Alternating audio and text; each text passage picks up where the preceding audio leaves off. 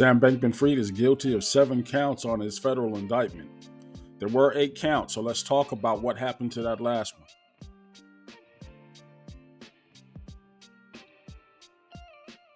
Sam Bankman-Fried being found guilty on those 7 counts were never in question. What is a question for many of us is, why did the original indictment list 8 charges? Now, we have a copy of the sealed indictment that was made public before he was found guilty yesterday. And you tell me what the key difference is in the reporting of this guilty plea and what he was actually found guilty of. And why are some media outlets saying that he was guilty on all 7 charges when there were actually 8? But let's talk about the 7 that he was actually found guilty of. 4 of the 7 counts that he was found guilty of had to do with wire fraud. That's when you're moving money electronically, illegally, from one group to another. 4 of the 7 counts were having to do with the transfer of funds that was received by FTX, either to and from Alameda or to and from customers. That is a crime, and he was found guilty of all 4 of those charges. 2 of them had to do with securities and commodities exchange violations. So that's a total of 6 charges. He was using fraudulent information, and fraudulent activities were taking place on the sale of certain commodities and derivatives, as well as securities. This was a major incident or major piece of what the SEC was charged against XRP, was some type of securities exchange or violation. Whether or not XRP, for instance, was even ever able to be listed as a security and not a commodity like Bitcoin and Ethereum. But that was the basis of which Sam Bankman-Fried, was found guilty of.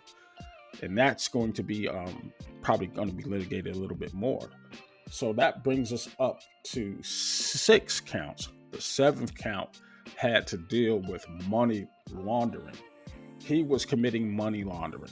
This by itself could net him some time in jail that could rival any of the major gangsters in the time. Money laundering is a serious offense in the United States because you're using and hiding funds that you obtain illegally and then trying to conceal them, among other things. This was probably the nail in the coffin, as if the other 6 charges weren't.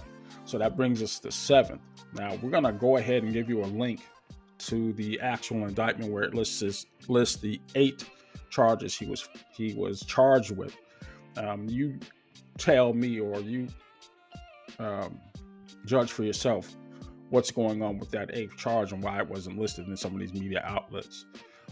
This brings to close his chapter of cryptocurrency.